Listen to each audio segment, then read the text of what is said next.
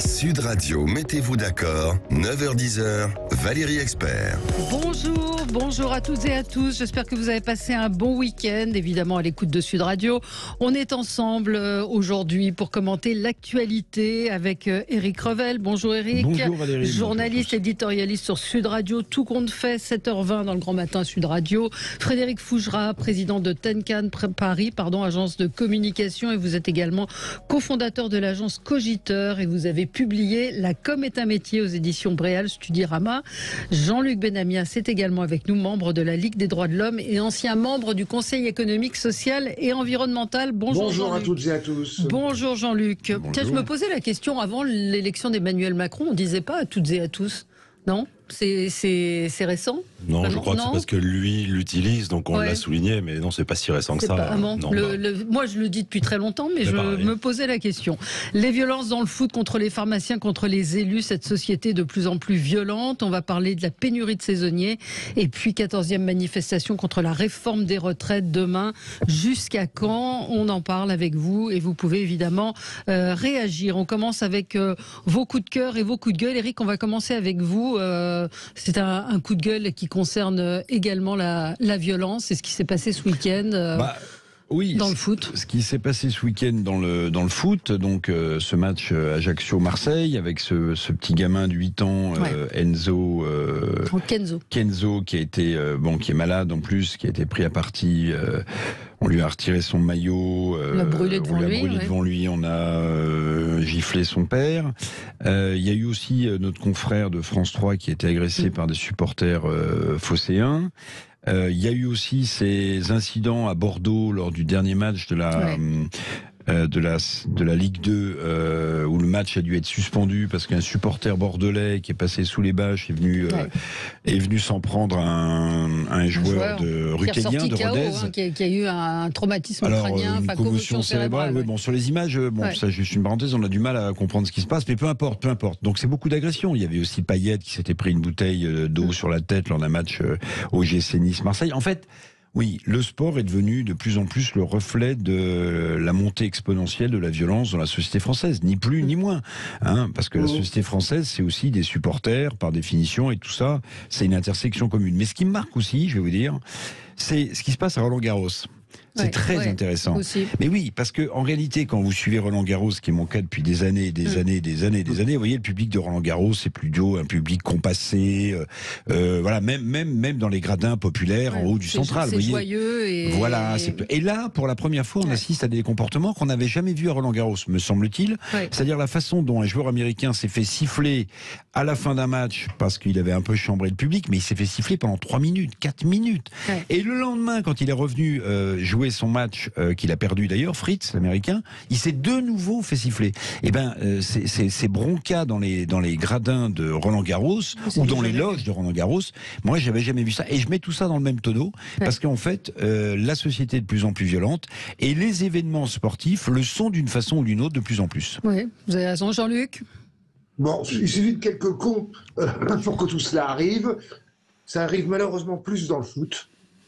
Si vous regardez les compétitions de rugby, et pourtant le rugby est un sport largement violent sur le terrain, vous n'avez pas ça, ce système-là. Alors ce qui s'est passé entre Ajaccio et Paris Saint-Germain, pas le Paris Saint-Germain et Marseille, Marseille, incroyable, et totalement, c'est insupportable. C'est un lapsus. C'est un match qui n'avait plus aucun enjeu. Et strictement aucun. Ajaccio était passé en Ligue 2, Marseille était de toute façon 3e, rien ne se jouait. Il a suffi de, quelques dizaines de personnes, pas plus. C'est un peu pareil qu'à Roland-Garros, même si c'est un peu important. Je suis d'accord avec Éric, c'est très nouveau à Roland-Garros. Et c'est pas nouveau dans les matchs de tennis dans d'autres pays. L'ambiance aux États-Unis est très bruyante. Oui, mais Jean-Luc, le seul moment où on assistait dans ce milieu compassé du tennis à des gens qui s'exprimaient, c'était lors des fameux matchs de Coupe Davis, vous vous souvenez, où vous aviez, notamment en Amérique du Sud, mais sinon, moi j'avais jamais vu ça à Roland-Garros. Je suis d'accord. Alors, pour finir, ce qui s'est passé avec ce pauvre gamin et sa famille, qui était invité par les deux clubs, clairement. Qui était dans une loge. heureusement, le club d'Ajaccio va porter plainte contre ses propres supporters, supporters, je n'aime pas le terme, contre ces fous furieux. Ils sont allés agresser un gamin, ils ont agressé le père. Ce gamin était invité. Tu l'as pas dit, Eric, ou si tu l'as dit, j'ai oublié, mais j'ai raté quelque chose. Mais il subit un cancer extrêmement lourd. C'est atroce, quoi. Je veux dire, et c'est débile. C'est totalement, voilà. Et ça arrive plus souvent quand même dans un petit milieu du foot que dans les autres. Heureusement que dans les autres sports. Oui. Peut-être une réaction oui, parce que moi j'ai quand même le sentiment là, en fait, cette affaire c'est une illustration de la violence quotidienne, mais on est quand même dans un monde, une société qui est de plus en plus violente. Alors évidemment, comme ça touche un enfant, ça nous émeut davantage et c'est normal, mais enfin c'est quand même juste l'illustration d'une société de plus en plus violente. Ce que dit Jean-Luc, ce qui est intéressant, c'est que au-delà de l'effet de meute qui rend plutôt débile, je reprends ces mots mais je les partage à 200%, c'est vrai que dans certains sports comme le rugby on voit moins ça, dans d'autres comme le foot on le voit. Mais je pense pas qu'il faille accuser le foot, c'est plutôt notre société, peut-être nous-mêmes qu'il faut regarder dans un miroir. Et pourquoi sommes-nous dans cette société de plus en plus violente à laquelle on participe, donc on en est aussi en partie responsable. On va en reparler dans un instant, peut-être aussi, puisqu'on parle foot, Benzema, Messi en Arabie Saoudite, avec des montants absolument faramineux. Lionel Messi qui part pour 400 millions, Benzema c'est 100 ou 200, on n'est plus à 100 millions près.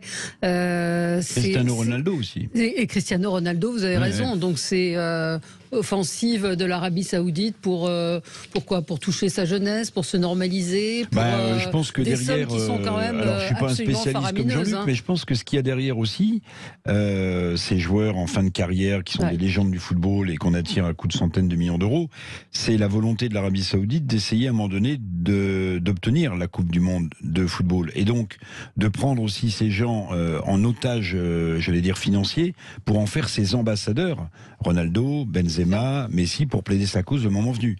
Bon, là, courage à tous, parce que le Qatar, c'était une magnifique organisation, mais imaginez que l'Arabie Saoudite puisse, dans la foulée, dans 8 ans, organiser, je sais pas, ça me semble plus compliqué. Mais je pense qu'il y a ça derrière aussi. Le paiement hallucinant de, voilà. D'ailleurs, quand un patron du CAC 40, quand un patron du CAC 40 double son salaire, on dit quand même c'est dégueulasse, il va toucher 4 millions par an au lieu de 2 millions, même s'il a 300 000 salariés.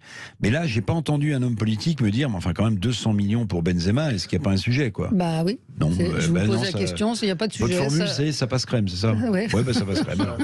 Jean-Luc, vous qui... Oui, ça remplace ce qui se passait déjà avant, depuis quelques années, avec le football américain.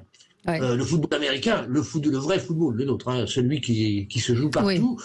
Voilà. Maintenant, c'est les pays comme le Qatar, l'Arabie Saoudite et ainsi de suite. La Chine le fait aussi d'ailleurs. Ça n'a échappé à personne. D'embaucher des grands footballeurs en fin de carrière à des tarifs exorbitants. Je ne suis pas certain que ça suffira à ce qu'ils obtiennent la Coupe du Monde, mais maintenant, dans le monde du sport...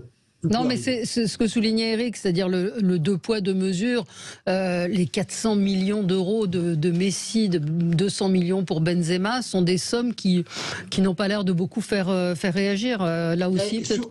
Oui. Jean-Luc ? Surtout que, je finis vite, surtout que on peut pas dire que ces énormes footballeurs, qui sont des grandes pointures, c'est le moins qu'on puisse dire, manquent d'argent. En fin de carrière, on pourrait se dire ils ont besoin d'un peu plus. Non, ni Messi ni Benzema n'ont besoin d'un peu plus. Oui. Alors Frédéric Fougera. Valérie, vous avez supposé une information dans votre question à côté de laquelle on passe, c'est qu'on est dans un pays qui est en pleine transformation et qui est aussi dans une opération de communication, géante, mondiale. Donc c'est de la com, mais très cher, mais c'est de la com. C'est de la com très chère. Donc effectivement, ces sommes sont considérables, mais comme c'est un pays lointain, finalement, c'est pas proche de notre quotidien et on s'en préoccupe pas beaucoup. Ce qui est intéressant, c'est de voir ce qui se passe dans ce pays avec un dirigeant, Mohamed Ben Salman, qui est tiraillé entre les anciens et les jeunes, entre un besoin d'ouverture et un besoin de respect des traditions. C'est quelqu'un qui sait que son pays peut potentiellement exploser à tout moment et il doit modifier son pays pays, tout en le maintenant dans ce qu'il est et tout en l'amenant vers l'avenir. C'est quelque chose d'extrêmement compliqué. Et il a cette problématique intérieure, mais il a aussi cette problématique extérieure de devenir un pays respectable, de devenir un pays reconnu, de devenir un pays admirable. Et pour ça, il ne manque pas de moyens. Et toutes les opérations possibles et imaginables peuvent servir cette communication et aller acheter à prix très considérable. Il y a encore un peu de chemin à faire quand même. Il y a énormément de chemin à faire. Mais oui, mais je veux dire, on le regarde pas assez, on le regarde de ce qui très s'est loin. passé avec un journaliste turc, on s'en souvient quand même. Il y a quand même des sujets à effacer. Alors peut-être qu'on effacera tout ça des mémoires à coût de centaines de millions d'euros, mais l'Arabie Saoudite, c'est quand même, voilà, c'est pas le sultanat d'Oman où vous avez une branche abadite de la religion musulmane qui permet aux femmes d'avoir quasiment l'équivalent des droits des hommes. Je parle du sultanat d'Oman. L'Arabie Saoudite, pardonnez-moi, il y a quand même encore du chemin. Mais j'ai pas dit qu'il y avait pas de chemin. J'ai dit qu'on aurait tort de ne pas regarder ce qui se passe et de considérer que parce que c'est loin, on ne voit pas ce qui se passe. J'ai porté aucun jugement. Je porte une observation. Ça bouge beaucoup là-bas et il y a des intentions et ces opérations de communication servent ces intentions. Ah bah c'est sûr. Ouais. Jean-Luc, un dernier mot ? Oui, rappelez quand même que l'exploitation de salariés issus de l'Inde et de très nombreux pays est absolument ahurissante. Je veux dire, on l'avait vu déjà au Qatar pour la construction des stades et ainsi de suite. La façon dont entre la richesse de ces pays qui est énorme, tant mieux pour eux, et l'exploitation des ouvriers et des ouvrières est absolument terrible. On se retrouve dans un instant avec vous sur Sud Radio. À tout de suite. Sud Radio, mettez-vous d'accord, 9h-10h, Valérie Expert. Avec vous sur Sud Radio jusqu'à 10h avec Éric Revel, Frédéric Fougera et Jean-Luc Benamias. Jean-Luc, vous aviez un coup de gueule. C'est un coup de gueule sur le fret ferroviaire. Oui. C'est une histoire qui date de très longtemps. L'Union européenne, en 1991, par là, en tout cas oui, c'est 91, a décidé de relancer le fret ferroviaire, mais en ouvrant totalement le fret ferroviaire, comme les transports, à la concurrence dite libre et non faussée. Et on en est au 4e paquet ferroviaire. Un paquet ferroviaire, c'est ce qui est indiqué par la Commission européenne et par l'Union européenne, ce qu'un pays a le droit de faire ou pas. Le problème, c'est que les systèmes ferroviaires des différents pays, notamment français, n'étaient pas les mêmes dans les différents pays. En Allemagne, c'est très régionalisé. En France, c'est totalement centralisé. Et on a donc un système ferroviaire en ce moment où on demande à la France, et ça pose un problème évidemment et social et d'utilisation du transport ferroviaire, demande à la France de continuer à ouvrir à la privatisation. Et donc on est dans un système où malheureusement le système ferroviaire est en train de se casser la figure, ferroviaire de transport des marchandises. Je vous donne un exemple. On parle souvent de la ligne Perpignan-Rungis qui amène légumes, fruits et ainsi de suite entre la circulation qui vient de l'Espagne ou du Portugal jusqu'à Rungis. Eh bien, pour la énième fois, cette ligne est en train de fermer. Voilà, ça pose un problème social par rapport au nombre de salariés, 5000 à la SNCF qui travaillent dans le fret ferroviaire, et ça pose un problème d'utilisation des transports ferroviaires. Et dans ces cas-là, quand on n'arrive pas à un accord, et pour l'instant on n'y arrive toujours pas, la France est régulièrement condamnée, eh bien le transport des marchandises par camion continue. Chacun sait, autour de cette table, que quand on prend l'autoroute, en semaine, c'est un train de camions que nous voyons. D'une part, c'est dangereux, et d'autre par rapport au changement climatique et aux consommations climatiques, évidemment, c'est d'un coût exorbitant. Mais cher Jean-Luc, un petit mot quand même sur le fret. Vous avez raison, il y a une ouverture à la concurrence. Il y a quelques années, certains groupes pouvaient acheter des licences de fret, des groupes privés. Je pense à Eurotunnel, par exemple. Je pense au groupe Colas. Dans le périmètre du groupe Bouygues. Le problème, c'est que ces gens qui ont acheté des licences de fret pour faire du fret privé, et donc pour mettre plus de camions sur les trains aussi, ils se sont aperçus une chose, si vous voulez, c'est que en réalité, concrètement, quotidiennement, certains syndicats, la CGT, Sudrail, n'hésitaient pas à faire tout ce qu'il fallait pour que le fret privé ne fonctionne pas aussi bien que le fret public, qui restait encore une sorte de monopole de la SNCF, vous voyez.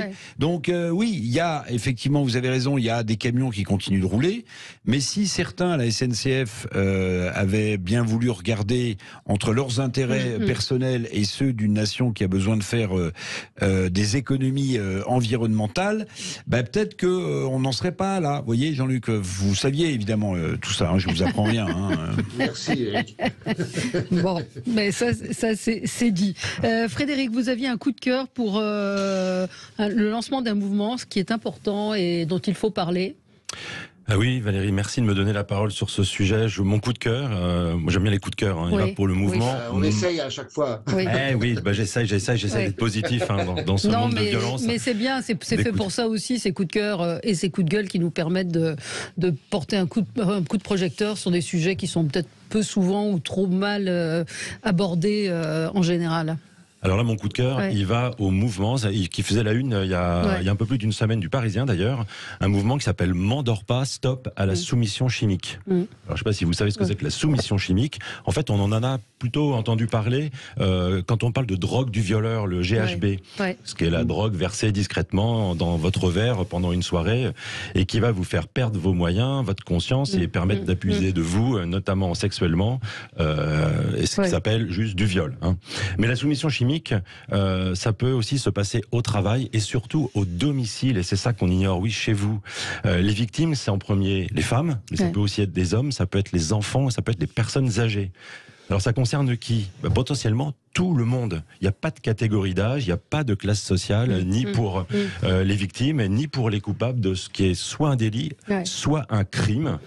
Ce sont les médicaments en fait qui se transforment en armes et c'est dans l'armoire à pharmacie à votre domicile, l'armoire à pharmacie familiale qu'on trouve ces armes. Ce sont des anxiolytiques, ce sont des somnifères. Qu'on met donc à l'insu évidemment. Qu'on met à l'insu des personnes. Enfin, de quoi faire un cocktail magique, si on peut dire, entre guillemets, de quoi vous endormir, vous faire perdre conscience et vous faire perdre la mémoire du moment. Ça, c'est essentiel en fait pour l'agresseur. Le mouvement M'endors pas, il est né à l'initiative de Caroline Darian. Peut-être que vous en avez entendu parler. Elle a sorti un bouquin pour raconter son histoire terrible. Et c'est son père qui sera devant les tribunaux l'an prochain pour avoir violé son épouse et organisé le viol de son épouse. Il y a plus d'une cinquantaine de personnes qui sont écrouées actuellement et qui passeront devant le tribunal. Mais c'est un phénomène important, c'est ça. C'est un phénomène qui peut être important parce qu'en fait, les mesures sont assez faibles parce que les personnes qui se font violer portent difficilement plainte et les personnes qui se font violer dans ce type de situation le font encore moins puisqu'elles l'ignorent la plupart du temps. Donc c'est ça qui est catastrophique. Elles l'ignorent notamment parce que comme je le disais, elles ont la perte du moment, donc elles ne savent pas, elles ignorent qu'elles ont été violées. Ça veut dire quoi ? Il y a une recommandation à retenir et une chose qu'il faut savoir, ce mouvement il est fait pour alerter et surtout pour informer, c'est que si vous êtes étonnamment fatigué, si vous passez des nuits étonnamment longues, si vous êtes surprise le matin en vous réveillant de la tenue dans laquelle vous êtes et qui n'est pas celle dont vous aviez la mémoire, peut-être s'est-il passé quelque chose. Donc certes, il faut aller voir un médecin, peut-être que vous êtes très fatigué, et que simplement parce que vous êtes fatigué, mais peut-être que vous avez été victime de soumission chimique, et pour ça il y a une seule chose, c'est en fait ce sont des analyses toxicologiques. On n'a pas le réflexe de ces analyses toxicologiques, les médecins, les professionnels de santé ne l'ont pas eux-mêmes. Donc voilà, et c'est toutes ces informations-là, on peut les retrouver sur le site m'endorpas.org, voilà, qui est très détaillé, qui donne toutes les informations, toutes les recommandations. Voilà, c'est un phénomène peut-être pas nouveau, mais en tout cas dont on peut parler maintenant. Dont il faut parler. Et il faut le connaître. On va revenir à la violence. On a parlé de la violence dans le foot, mais on voyait ce week-end donc violence contre les pharmaciens, contre les élus, c'est quotidien. Un auditeur me dit mais la vraie question c'est comment on en est arrivé là. Alors c'est aussi la question qu'on peut se poser. Est-ce que on en parle plus ou est-ce qu'il y a vraiment une augmentation de la violence ? Les chiffres sont assez effrayants sur les pharmaciens. C'est pour eux un vrai problème, en particulier dans certains. C'est 306 agressions par an, les pharmaciens, donc de plus en plus la cible d'incivilité. Je ne sais pas qui veut, et peut-être vous, Jean-Luc Benamias, sur la violence de la société. On l'a évoqué avec le sport, mais on le ressent tous au quotidien, en tout cas à Paris. Je ne sais pas à Marseille, mais en tout cas à Paris, on ressent cette violence. Marseille, c'est un mort tous les jours. Vous êtes un peu dans l'actu, Valérie. Oui, c'était. Marseille, je vous tends la perche. Même si la ville est totalement relativement vivable, mais il y a un certain nombre de quartiers, et notamment tard dans les soirées, qui sont... il suffit d'ouvrir le quotidien à la Provence pour savoir que à peu près un soir sur deux, il y a un crime ou des violences extrêmement fortes. Je mélangerai pas tout. La violence par rapport aux élus, malheureusement, il y a eu quelques cas de... Qu'est-ce qu'on appelle violence ? Un tag sur un local d'élus, pour moi, c'est pas vraiment une violence. J'ai eu un local d'élu pendant 10 ans, 2-3 fois mes vitrines ont été taguées, j'en ai pas fait une affaire. Après, quand il y a violence physique et régulière, c'est autre chose. Alors après, sur un certain nombre de domaines comme, évidemment, les pharmaciens, ça existe aussi pour les docteurs, pour les médecins. Bien sûr. Qui sont agressés alors qu'ils vont soigner des gens dans une cité ou ailleurs. Voilà. Est-ce qu'il y a vraiment augmentation ? Je ne suis pas certain que la société au 19e et au 18e était moins violente. Alors évidemment... Enfin, on a un peu changé de siècle et on a un peu, normalement, on peut aussi... On peut remonter à la préhistoire, on peut se taper sur la tête avec des gourdins. Mais est-ce que ça date pas du Covid, de cette haine qu'on a senti quand même monter, de cette agressivité qu'on ressent sur les réseaux sociaux et qui se transforme dans la réalité au quotidien. Frédéric Fougerat. Je suis pas certain que le Covid soit la raison. Peut-être que ça l'a augmenté, ça lui a donné une autre dimension. Je pense que, historiquement, alors je vais pas retourner dans des siècles passés, mais c'est vrai qu'avant la violence, on la symbolisait ou on accusait les jeux vidéo, le cinéma. Ouais. Et là, on était derrière un écran et on était dans la fiction. Aujourd'hui, on est responsable ou on est directement, on est les vrais gens de la violence à travers les réseaux sociaux, à travers les médias, qui font quand même quelque part la promotion de la violence en permanence. Les chaînes info. C'est le bruit médiatique qui l'emporte sur la réflexion, donc c'est plutôt l'émotion, la violence, ça y contribue beaucoup. Jean-Luc parlait des élus, et peut-être qu'un tag sur une permanence d'élus, c'est pas de la violence. Moi, je trouve que c'est une agression sur un bien privé, mais enfin, le comportement des élus, et je ne parle pas d'une catégorie d'élus aujourd'hui dans l'hémicycle, mais depuis un certain temps, quand un président de la République s'adresse à un Français en disant « casse-toi pauvre con », je trouve qu'il y a une forme de violence. Et après, ça se multiplie par des gestes, par des attitudes, par des situations symbolique. Donc je pense que la violence, on en est, je le disais tout à l'heure, on en est tous et toutes responsables.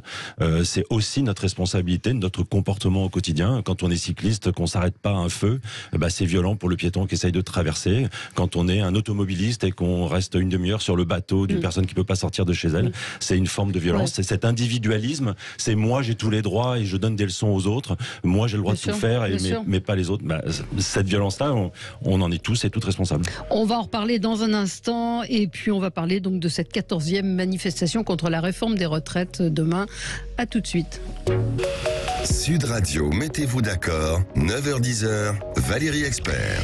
Et on parlait de cette société de plus en plus violente. Je vous pose la question et puis on voit ces questions aussi de harcèlement sur ces jeunes ados. Alors là aussi, le harcèlement scolaire a toujours existé, mais on voit une forme de cruauté et d'extrémisme dans le harcèlement. Alors je mets tout dedans, mais la montée d'une violence, Éric Revel, générale. Si vous avez, prenons le cas du suicide de ces enfants harcelés, il y a quand même un effondrement de l'autorité, de l'éducation nationale, de la cellule familiale, du respect des forces de l'ordre. Et puis il y a autre chose quand même, le point commun de tout ça, de toute cette violence qui gangrène la société, c'est le trafic de drogue. C'est le trafic de drogue. Vous savez que pour beaucoup de grands trafiquants, la France devient le nouvel Eldorado, c'est-à-dire c'est le point d'entrée en Europe, la France. Après les Pays-Bas et la Belgique, la France devient cette espèce de plaque tournante dans laquelle tous les trafics peuvent rentrer. L'explosion des saisies de cocaïne, l'explosion encore ce week-end des saisies de cannabis.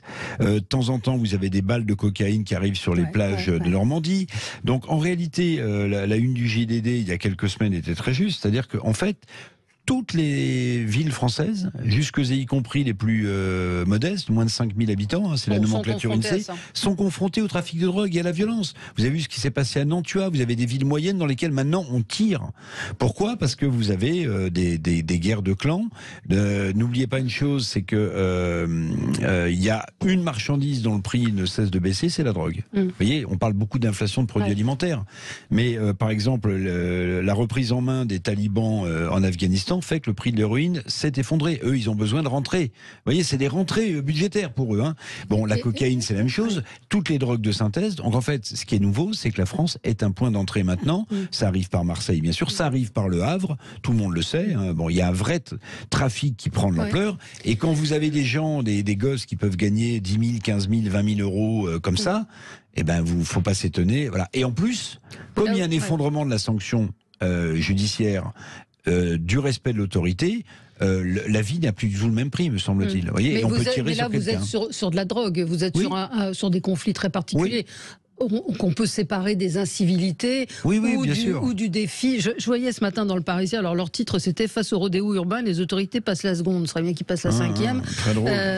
Mais je lisais donc ce week-end rodéo à Boissy-Saint-Léger où les forces de l'ordre qui réalisaient un contrôle ont été attaquées par une cinquantaine d'adolescents armés de mortiers. 2 policiers ont été blessés. C'est-à-dire qu'il y a aussi cette impunité, ce sentiment d'impunité où on peut attaquer les policiers en sachant qu'il ne se passera strictement rien. Eric, ou Jean-Luc, j'ai tout dit. Sujet d'une complexité absolue. La violence existe. Tout le monde l'a dit. On le pense sérieusement. Les réseaux sociaux, ça n'aide pas.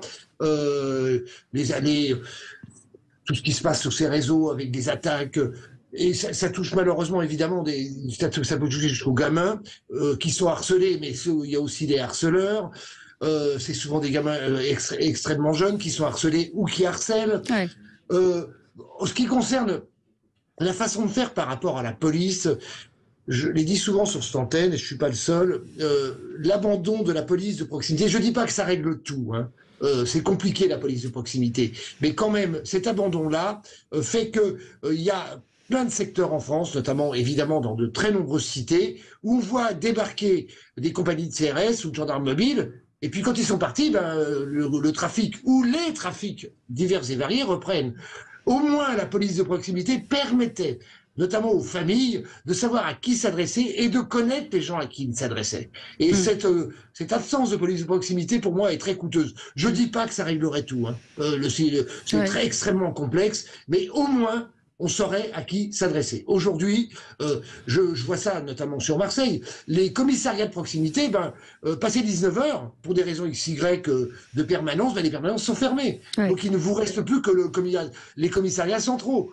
Ça ne donne pas une possibilité aux familles, aux personnes, d'aller indiquer, porter plainte ou indiquer quels sont les éléments de violence qu'ils peuvent subir ou qu'ils voient dans la rue. On l'a évoqué la semaine dernière avec cette vidéo de touristes chinoises qui se font agresser dans leur taxi en allant à Roissy. Elles sont allées au commissariat, on leur a dit personne n'est blessé, on ne prend pas la plainte. Donc c'est aussi, ça contribue aussi à ce... l'impunité. Le manque de moyens, enfin j'invente rien, hein, le manque de moyens par rapport à la police, quelle qu'elle soit, et la police de proximité est effectivement criante. Oui, on va parler donc des manifestations, des manifestations puisqu'elles sont appelées partout en France. Manifestations demain, grève contre la réforme des retraites, à l'appel de la CGT en particulier, de la France Insoumise, de plusieurs syndicats. C'est l'intersyndicale. Je suis pas sûr que la CFDT soit. Si elle est aussi dedans. Les 8 syndicats, ça continue. D'accord. Bon an, mal an. C'est plutôt d'ailleurs de manière expérimentale, c'est le moins qu'on puisse dire que ça fait longtemps que ça dure. Non, je les trouve très sérieux. Donc, après ça, évidemment que nous n'aurons pas demain une grève générale, parce qu'à un moment donné, au bout de la 14e grève dite générale, ça manque de pognon chez les salariés. Oui, mais alors on dit qu'on attend quand même, les syndicats disent entre 40 et 70 000 manifestants attendus. Est-ce que ça peut prendre? Et puis des manifestations jusqu'à quand? Oui, à Paris, absolument. Oui. C'est entre 400 et 600 000 personnes attendues dans toute la France. Oui, les manifestants, Jean-Luc, manquent de pognon. D'ailleurs, j'aimerais bien qu'on fasse un point un jour, une enquête journalistique dont j'ai pas les moyens, de savoir comment vous savez, les cagnottes syndicales alimentées, où passe l'argent, vous voyez, par qui c'est distribué? Il est redistribué, Eric. Oui, mais à qui c'est redistribué? Ça m'intéresserait beaucoup. Et comment? Et comment? Et d'ailleurs, si c'est déclaré au fisc. Vous voyez, des trucs comme ça, quoi, mais basiques, puisqu'on est pour l'égalité et contre l'injustice sociale, ce serait intéressant. Mais juste sur la manif des retraites, moi je pense que, depuis le début, le gouvernement évidemment s'y est mal pris, que le fait que de nouveau la proposition Lyotte soit pas votée, c'est un carburant formidable pour le mécontentement et pour l'intersyndical. Maintenant, vous avez vu que les décrets d'application, les premiers, ont commencé à être publiés au JO sur la réforme des retraites. Donc, pardon, mais sans doute que la messe est dite, hein, si j'ose dire. D'ailleurs, il y a très peu de grèves demain dans les transports, hein, alors que Sud Rail était très en pointe depuis le début sur le sujet de la réforme des retraites. J'ai l'impression que, et les sondages le montrent un peu, que Emmanuel Macron et son gouvernement sont en train de gagner et de se rapprocher d'une victoire qui laissera évidemment des traces. Ça, c'est indéniable. Voilà. Maintenant, pardonnez-moi, mais on ne fera croire à personne que cette réforme des retraites nous permettra d'affronter les problèmes budgétaires qui sont devant nous. Je rappelle que cette réforme, si elle n'avait pas laissé de plumes, alors qu'elle a laissé plus que des plumes, c'était 18 milliards d'euros d'ici 2030 d'économies, et que la seule hausse des taux d'intérêt sur le service de la dette française, c'est plus 20 milliards d'euros par an. Vous voyez, donc en fait, on continue de creuser notre déficit. Bon, Standard & Poor's nous a... c'est ça ça fait 50 ans. Ça fait 50 ans qu'on n'a pas voté de budget en équilibre. Standard & Poor's, si vous voulez, ce qui est intéressant, évidemment, c'est une bonne nouvelle. Donc on n'a pas été dégradé. On n'a pas été dégradé, mais ce qu'on appelle le biais négatif, c'est-à-dire qu'en fait, on est sous surveillance. Et pardon, mais quand Bruno Le Maire, 2 jours après, explique qu'il n'y aura pas d'austérité, mais attendez, bien sûr que c'est un mot qu'il ne faut surtout pas employer, qui n'est plus employé d'ailleurs. Hein. L'austérité, c'était Jean Perlevat, directeur adjoint de cabinet de Mauroy, au moment du tournement de la rigueur en 83. Mais pardonnez-moi, mais quand il dit qu'il n'y aura pas d'austérité, c'est-à-dire qu'en fait, pour moi, il fait une sorte de pied de nez aux agences de notation, parce qu'il dit, en fait, les réformes, vous savez, qu'on vous a vendues pour pas que notre soit dégradée, en fait, on va sans doute pas les faire, parce qu'il n'y aura pas d'austérité. Vous voyez ? Donc c'est absolument hallucinant. Bon. Il n'en demeure que la situation budgétaire française est cataclysmique, hein, 3 000 milliards d'euros de dette quasiment, 160 milliards d'euros de déficit, je passe le déficit commercial, enfin, il n'y a pas grand-chose qui va, en réalité. Mais Bruno Le Maire, il trace sa route et je pense qu'il pense à 2027. Mais n'oubliez pas qu'en septembre, hein, après les vacances, mais ça, les vacances, c'est pour bientôt, et donc voilà. Il y a 4 ou 5 agences de notation moins importantes que Standard & Poor's, mais quand même qui vont rendre leur avis sur la situation française. Je rappelle que si notre note est dégradée, ça veut dire qu'on paye plus cher le crédit, enfin plus cher les emprunts pour financer notre déficit budgétaire. Vous savez, il y a des pays qui sont trouvés dans des situations complexes. Hein. La Grèce, l'Espagne, le Portugal. Ça pourrait nous arriver ? Écoutez, la Grèce, c'est l'économie de l'Île-de-France, donc c'est pas faire offense à nos amis grecs que dire que c'est pas tout à la famille. Vous savez, c'est un peu le syndrome Lehman Brothers, hein, en fait. C'est qu'on s'est aperçu que quand on disait on peut pas laisser tomber une très très très très grande banque, ça n'aura pas d'impact. En fait, si, ça en a eu au moment de la crise subprime. Donc en fait, laisser tomber la deuxième économie de la zone euro, c'est-à-dire la France, c'est un vrai sujet. Vous voyez, donc, au bout d'un moment, quand vous êtes tellement endetté, en fait, vous êtes plus client des banques ou des marchés financiers. En fait, c'est les marchés financiers qui sont clients de vous-même. Vous voyez, parce que si vous laissez tomber, ça coûte extrêmement cher. Ça leur coûte aussi extrêmement cher. Donc je pense qu'il y a ce jeu de je te tiens par la barbichette. En fait, donc la réforme des retraites, c'était aussi pour donner des gages, c'est ce que vous êtes en train de dire. Les gens de Standard & Poor's sont des gens qui connaissent les chiffres macroéconomiques. 18 milliards d'ici 2030 d'économie. 20 milliards de plus par an de services de la dette. Vous trouvez que c'est à la même échelle ? Non. Non. Voilà. Et puis je parle pas comment on trouve l'argent. On va continuer d'emprunter, mais comment est-ce qu'on finance la transition écologique ? C'est énergétique, c'est 60 à 70 milliards d'euros par an. Il faut bien l'emprunter. Alors, il y a de la dépense vertueuse, pas vertueuse. Frédéric Fougera sur... pour répondre à votre question, prochaine manifestation, jusqu'à quand ? Jusqu'à la prochaine, parce que effectivement, le champ du signe, disent certains auditeurs. Oui, mais demain, si c'est plus la réforme des retraites, ça sera une autre réforme ou un autre sujet qui amènera à faire des manifestations. On est dans, comme je l'ai dit, redit depuis ce matin, on est dans une société du bruit médiatique et d'une forme de spectacle qu'il faut animer, alimenter, avec une majorité relative. Ça ouvre le champ à encore plus de possibilités de contestation. Et là, ces contestations, on les retrouve dans la rue. Aujourd'hui, c'est la réforme des retraites. Ça dure. Peut-être qu'il était difficile d'imaginer que ça dure aussi longtemps. Demain, ça sera certainement une autre réforme. Il y a quand même eu 50 lois qui ont déjà été votées pendant cette législature, mais il y en a quelques-unes qui passeront avec difficulté, qui passeront pas, qui feront l'objet de manifestations d'un boucan terrible. Ça anime notre vie politique. Et c'est pourtant pas faute pour le gouvernement d'avoir essayé d'amener d'autres sujets depuis une dizaine de jours sur les tentatives de diversion ne manquent pas, mais en fait là ils ont été tellement mauvais sur cette réforme. Je parle de la forme, je m'exprime pas sur le fond, mais sur la forme ils ont tellement été mauvais. Donc je parle aussi de communication bien sûr, que parfois faire diversion c'est pas si facile que ça, quoi, ou ça marche pas à tous les coups. Non, ça c'est sûr. On marque une petite pause, on se retrouve dans un instant avec vous sur Sud Radio.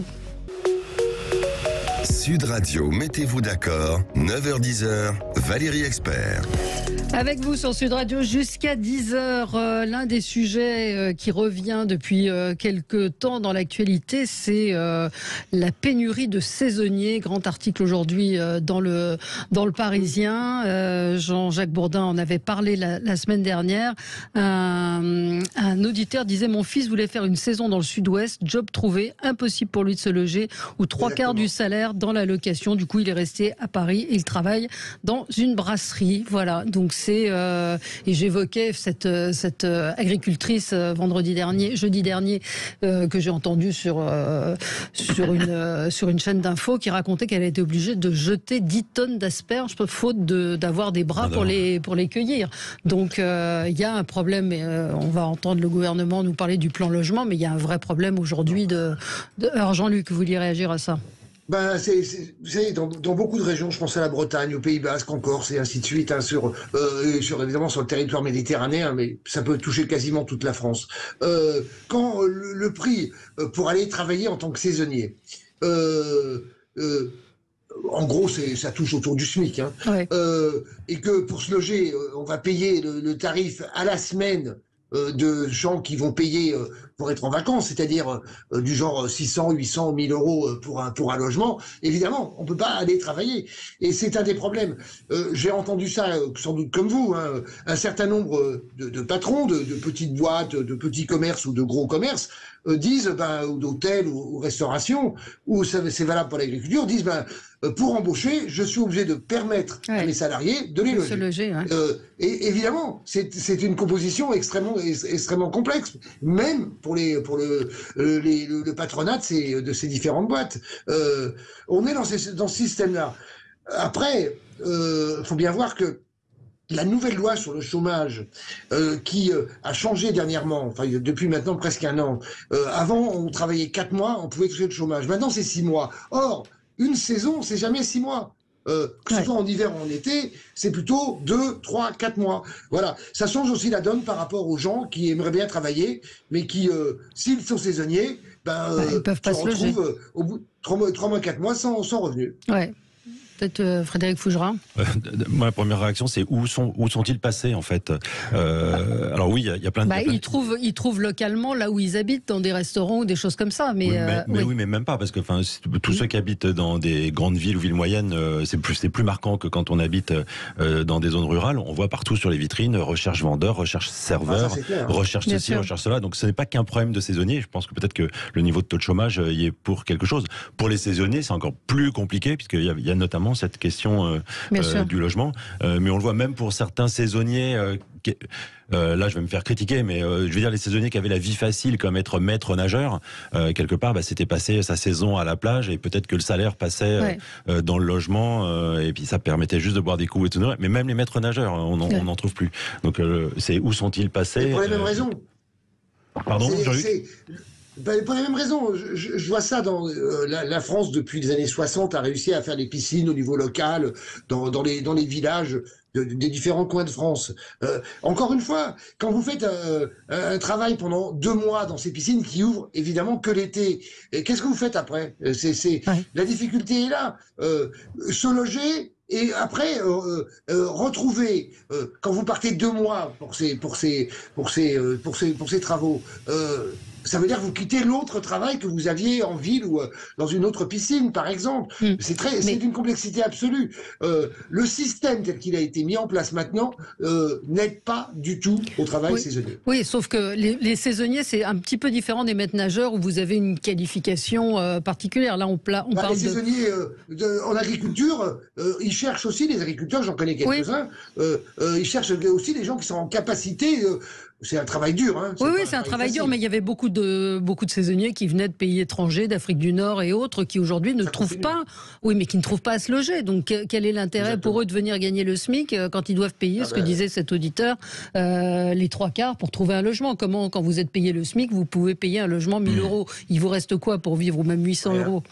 À mon sens, vous avez 3 sujets. Ouais. Vous avez la question de l'immigration, vous avez la question du logement, et vous avez la question d'un phénomène qui vient des États-Unis après la crise sanitaire et qui nous touche, qu'on appelle la grande démission. La grande démission, c'est des gens qui quittent leur job sans en avoir un autre d'ailleurs derrière, parce qu'ils considèrent que leur vie vaut plus que leur travail. Bon, même s'il faut bien se nourrir au quotidien. Premier sujet, le logement. Attendez, pardonnez-moi, mais la France est dans une situation apocalyptique en termes de construction de logements, de production de logements, pour des tas de raisons. Le prix du foncier, la hausse des taux d'intérêt, les normes environnementales qui font que le prix du mètre carré explose. Donc on a un manque de logements, et pas seulement pour les saisonniers, pour tout le monde. Il y a 2 500 000 foyers qui sont en attente d'un logement social dans ce pays. La prochaine crise sociale, elle est là.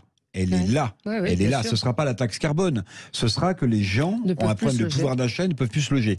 Alors, vous avez dans certaines stations balnéaires, moi je vois ça du côté de la Charente-Maritime, vous avez des maires qui essaient, parce que évidemment c'est très cher de se loger, qui essaient de créer des maisons pour salariés d'été, enfin pour salariés estivants. Pour les saisonniers. Les saisonniers, voilà, je voulais dire. Bon, mais ça veut dire que la prise de conscience, elle est quand même récente. Et c'est sûr que si vous êtes à Arcachon, dans l'île de Ré, et que vous devez payer une location, bon voilà. Il y a aussi des mouvements qui sont tentés, d'ailleurs par l'État de manière sournoise, c'est-à-dire d'essayer de recenser le nombre de résidences secondaires non occupées. Vous avez peut-être vu ça. Vous remplissez des papiers où on vous demande si votre logement est bien occupé. Ça sent la taxe, hein, ça sent la taxe qui va se pointer. Mais surtout, c'est aussi essayer de mettre, mais c'est aussi de mettre à disposition des logements. Voilà, pourquoi ne pas les gens vous répondent très simplement parce que ça rapporte beaucoup plus de louer au mois de juillet, au mois d'août, que de louer sur l'année ou sur 6 mois à 2 ou 3 saisonniers. Bon, et puis vous avez des questions de l'immigration. Oui, c'est un vrai sujet. Il faut quand même pas balayer d'un revers de main le fait que pendant des années, des Marocains ou d'autres habitants du Maghreb venaient récupérer les fruits en France, faire les vendanges et ramasser les patates. Bon, aujourd'hui, on a un sujet aussi. C'est-à-dire ? C'est-à-dire que je pense que du côté des patrons qui embauchaient ces gens-là, il y a une vigilance, voire même de l'administration qui est beaucoup plus forte. Et puis vous avez aussi un tarissement aussi de ce type d'immigration-là. Ben oui. Donc si vous voulez, vous avez ces 3 problèmes qui se conjuguent. Résultat des courses, on a quand même encore X centaines de milliers de chômeurs. Et on n'arrive pas à trouver de main-d'œuvre. Et ce qu'on dit pour les saisonniers, c'est vrai aussi pour plein d'autres secteurs, dans le BTP, dans la restauration en ville, etc. Dans les vendeurs. Enfin, c'est absolument apocalyptique. Oui, mais l'une des raisons, c'est aussi un comportement, un rapport au travail qui a beaucoup changé, on préfère ne pas aller travailler pour un salaire qui ne permet pas de vivre. Jean-Luc. C'est ça. Et le problème est là, c'est-à-dire que quand le salaire est à 1100 € net ou 1200 € net, dans le coût de la vie, l'inflation, enfin j'en rajoute pas, ça devient, et qu'on est obligé de travailler ailleurs que chez soi, quand on sort de cette période de travail, on n'a rien au bout du compte. C'est-à-dire qu'on a tout dépensé. C'est quand même compliqué. Hein. Alors je sais que c'est compliqué l'histoire de l'augmentation des salaires, mais enfin elle se pose complètement par rapport à ces travaux. Hein. Oui, absolument. Juste un mot, il ne nous reste pas tellement de temps, mais ce matin, Aymeric Caron était l'invité de Patrick Roger. Alors il a dit cette phrase absolument incroyable. Il a dit les menaces liées au groupuscule d'extrême droite est la principale menace terroriste dans ce pays. C'est les services de renseignement qui le disent. Je trouve que ce genre de déclaration sans aucune référence ni quoi que ce soit, on pourrait lui rappeler le Bataclan, on pourrait lui rappeler Charlie Hebdo, on pourrait lui rappeler également que les services de renseignement qu'il semble bien connaître démantèlent pratiquement tous les jours des cellules qui sont là pour essayer de déstabiliser et de commettre des attentats. Donc il y a eu évidemment, je ne nie pas tout ce qu'il a rappelé comme agression de groupuscules groupuscules d'extrême droite, mais quand on parle de terrorisme, il me semble qu'on a plutôt affaire à un terrorisme islamiste que d'extrême droite. Non, mais je nie pas qu'il y ait des groupuscules d'extrême droite qui ont fomenté les attentats, mais pardonnez-moi, puisqu'on parlait de la réforme des retraites, ceux qu'on voit le plus agir, brûler, détruire, casser du flic, c'est quand même des groupuscules d'extrême gauche. Ça s'appelle les Black Blocs. Alors lui, il disait qu'ils n'étaient pas d'extrême gauche. Ah non, ils sont quoi alors? Ils sont d'extrême centre? D'extrême droite pour lui. Les Black Blocs, c'est d'extrême droite. Et ce matin, il a dit qu'ils ne sont pas d'extrême gauche. Très bien. Non, mais ils n'ont rien à voir avec. Bon, alors il faut qu'il apprenne à faire de la politique, Émeric Caron, parce qu'il va avoir du mal à se faire réélire député. Non, mais attendez, on peut pas nier des évidences. Et puis vous l'avez rappelé, quel est le terrorisme qui a le plus endeuillé ce pays? Enfin, c'est le terrorisme islamiste, c'est quand même... Non? Oui, bien sûr. Donc, je sais pas, est-ce qu'il a voulu dire ça, pas dire ça? Est-ce qu'il fait de la provoque? Enfin, on fait pas de la provoque avec des sujets si graves. Jean-Luc Benamias? J'ai du mal à commenter les discours de monsieur Émeric Caron. Bon.